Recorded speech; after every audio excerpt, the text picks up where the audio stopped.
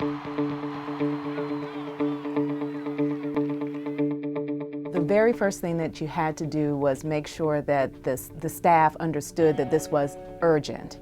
And this was a huge endeavor that we had to come together on to make it happen. We had to make sure that the permits were in place, that we had a cleanup plan, that everyone knew exactly what they were supposed to do. So making sure everything was in place was what I definitely had to make sure happened before anything else was to get done.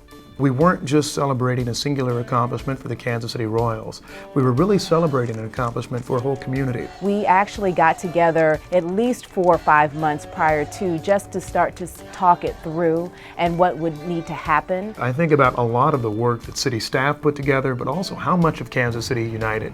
Not just those of us who live in Kansas City, Missouri, or in certain parts of it, but really the whole region came into town. A few of the departments that were involved were the Water Services Department, Neighborhood and Housing Services, Fire Department and Police Department. We also had other jurisdictions coming in to provide paramedic services, EMS services. We thought we would get 250,000 and we ended up at least 800,000 people. And afterwards, after the celebration was completed, then the guys and girls went down and just did some real, hands-on cleaning of the area in front of Union Station and then all around the route. From the police department to Public Works, I talked to people who were cleaning after the event, hours after the event. Regardless of what our positions were, and regardless of what we get paid to do every day, we went out of our scope of work and we created what you saw, the best party in the nation.